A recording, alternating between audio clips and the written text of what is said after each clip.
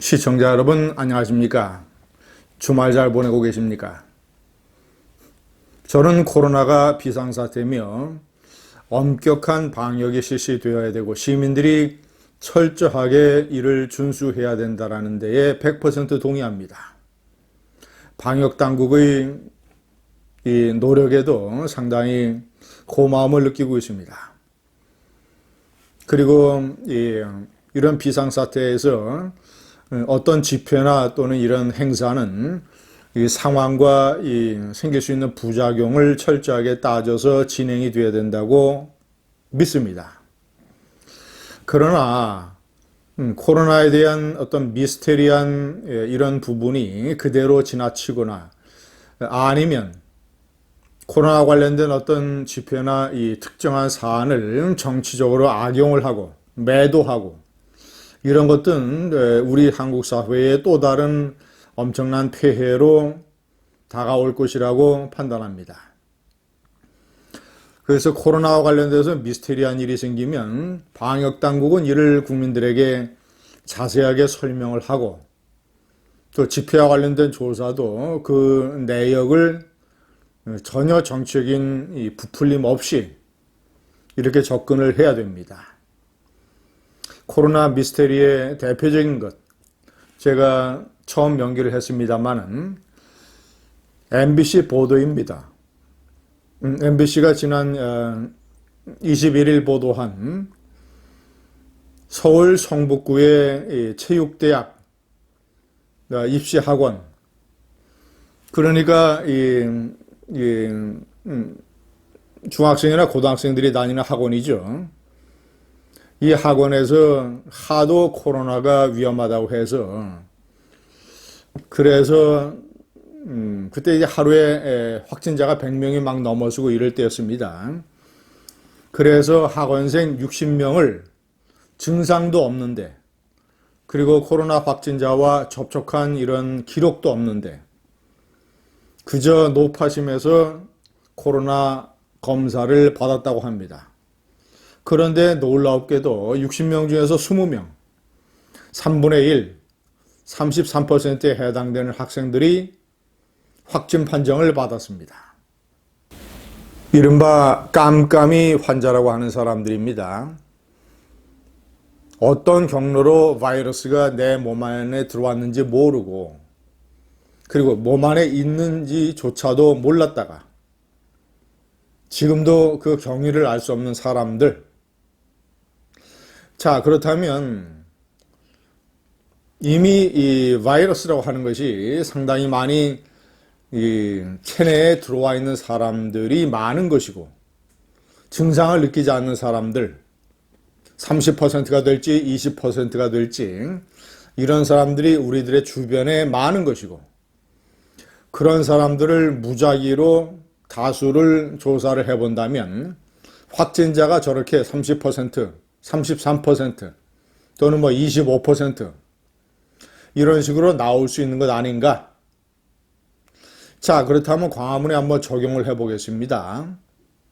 서울시와 정부가 이동통신회사에 요청을 해서 8월 15일 낮 12시서부터 오후 5시까지 5시간 동안 광화문 일대에 체류한 사람들, 집회에 참석하거나 아니면 참석하지 않았다 하더라도 체류한 사람들 숫자 1576명의 연락처를 얻어냈습니다.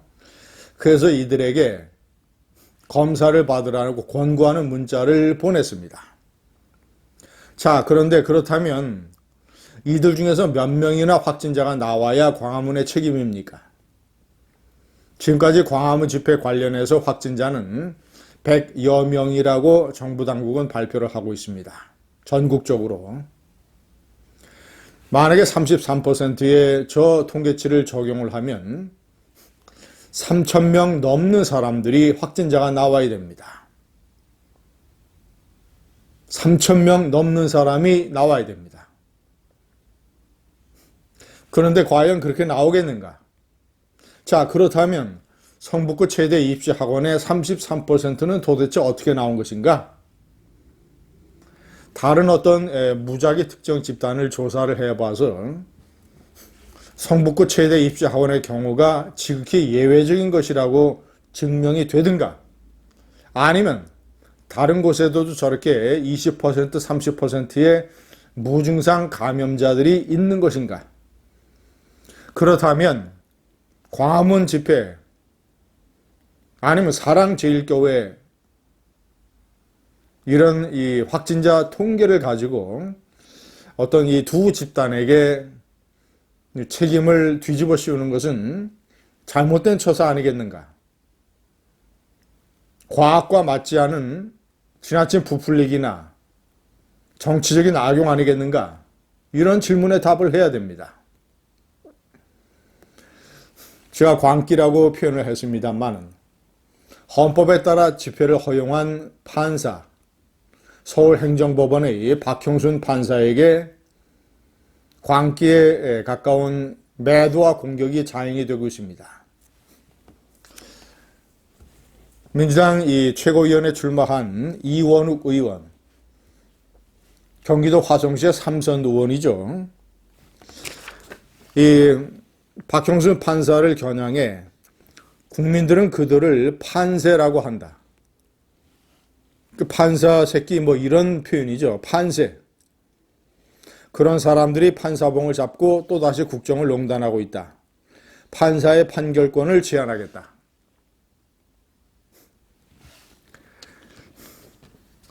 민주당의 우원식 의원은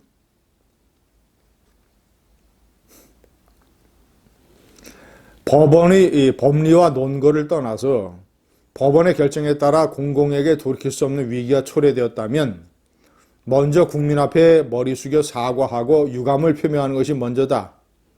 국민들은 법원의 오만함에 분노하고 있다. 법원은 헌법과 법리, 논거에 따라서 집회를 신청한 10군데 중에서 2개를 허용을 했습니다. 그 중에 하나가 광화문에 있었던 일파만파 집회였죠. 그리고 법원이 그 결정을 한 인용문까지 공개를 했습니다. 방역수칙 등을 구체적으로 지시해 제한적으로 허용하는 게 아니라 집회 개최를 원천적으로 금지하는 서울시의 처분은 위법 소지가 있다. 이런 논리였습니다. 그런데 이런 법리와 논거를 완전히 무시하고 법원을 오만하다고 매도하고 있습니다. 판세라는 표현까지 등장을 하고 있습니다. 한국 사회에 떠돌고 있는 코로나 미스테리와 광기입니다. 감사합니다.